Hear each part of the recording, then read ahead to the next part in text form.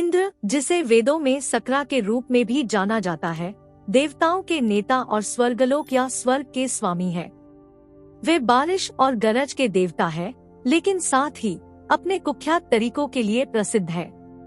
बालाकांड और पद्म पुराण के अनुसार कामवासना से वशीभूत होकर देवराज इंद्र ने कुछ ऐसा कर दिया था, जिसके कारण गौतम ऋषि ने 1000 योनियों का श्राप इंद्र को दे दिया था।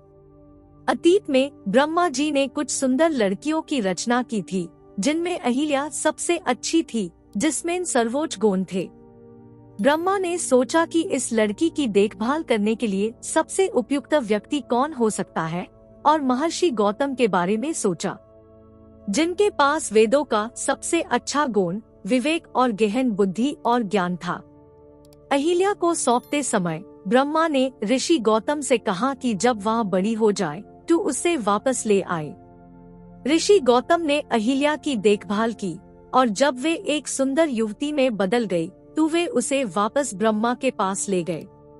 महर्षि गौतम की महानता और गंभीरता को देखकर ब्रह्मा आश्चर्यचकित हो गए, और उन्होंने सोचा कि वे अहिल्या का विवाह ऋषि से कर देंगे। हालांकि अहिल्या की दिव्य सुंदरता ने तब तक सभी देवताओं और असुरों का ध्यान आकर्षित कर लिया था। अहिल्या इतनी सुंदर और रूपवती थी कि इंद्र उन्हें देखकर मोहित हो गए। प्रेम के दर्द को और अधिक सहन करने में असमर्थ इंद्र ने छल से अपने दिल की महिला को प्राप्त करने का फैसला किया। इंद्र को अहिल्या के रूप को पाने की एक युक्ति सूझी। उन्होंने सुबह गौतम ऋषि के वेश में आकर अहिल्या के साथ कामा क्रीड़ा करने की योजना बनाई। क्योंकि सूर्य उदय होने से पूर्व ही गौतम ऋषि नदी में स्नान करने के लिए चले जाते थे। इसके करीब 2-3 घंटे पूजा करने के बाद ही वापस आते थे। इंद्र ने चंद्रमा को मुर्गा का रूप लेने के लिए मना लिया और भोर से बहुत पहले गौतम ऋषि को जगा दिया। मुर्गा की बांग की आवाज सुनकर ऋषि अपने पवित्र स्नान के लिए चले गए। उनके जाने के कुछ समय बाद इंद्र ने गौतम ऋषि का वेश बनाकर कुटिया में प्रवेश किया। उन्होंने आते ही अहिल्या से प्रणय निवेदन किया। उसने अहिल्या से उससे प्यार करने की मांग की। अपने पति द्वारा इस तरह के विचित्र व्यवहार को देखकर पहले तो देवी अहिल्या को शंका हुई। अहिल्या एक शक्तिशाली योगी की पत्नी होने के कारण उनमें आध्यात्मिक शक्तियाँ थी, और ये देखने में सक्षम थी कि जो उनके सामने खड़ा है वह उसका योगी पति नहीं बल्कि स्वयं देवताओं का राजा था। लेकिन इंद्र के छल कपट से सराबोर मीठी बातों को सुनकर अहिल्या भी अपने पति के स्नेह में सब कुछ भूल बैठी। उसने हार मान ली और दोनों ने पाप किया। दूसरी तरफ नदी के पास जाने पर गौतम ऋषि ने आसपास का वातावरण देखा, जिससे उन्हें अनुभव हुआ कि अभी सुबह नहीं हुई है। वो किसी अनहोनी की कल्पना करके अपने घर पहुँचे।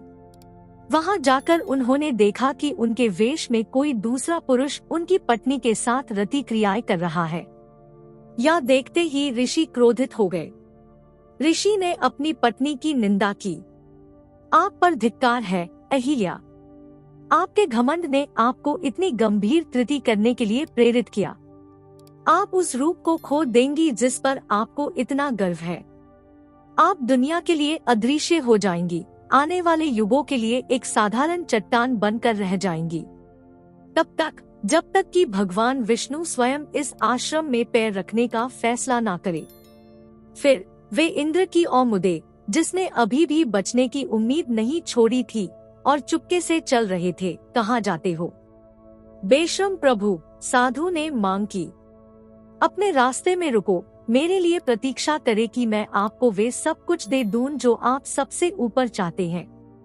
आपका शरीर, जिसकी ताकत आपकी आशिष्टता का कारण है, जो आप चाहते हैं उससे ढाका रहेगा। उन्हें श्राप देने के बाद गौतम आश्रम छोड़कर हिमालय चले गए। अहिल्या को पथ था और इंद्र को 1000 योनियों वाला बना दिया गया। इंद्र की दुर्दशा पहले तो सारे संसार में मजाक बन गई, लेकिन बाद में काफी दुखद साबित हुई। वे अंधेरे और एकांत में रहने लगे और कभी भी पुरुषों या महिलाओं के सामने पेश नहीं हो सके। इसे सभी देवताओं को बहुत चिंता हुई, क्योंकि विभिन्न लोकों में अनेक विविध कर्तव्य निलंबित रहे और वे ब्रह्मा की सहायता लेने के लिए एक के साथ गए। ब्रह्मा जी ने इंद्र को कठोर तपस्या करने के लिए कहा, जिसके माध्यम से उन्होंने शिव की कृपा अर्जित की। उनके पूरे शरीर पर जो योनियां थी वे आँखों में तब्दील हो गए। तभी से उन्हें 1000 आँखों वाला देवता माना जाने लगा। इसी कारण इंद्र की तस्वीर पर 1000 आँखें दिखाई देती है।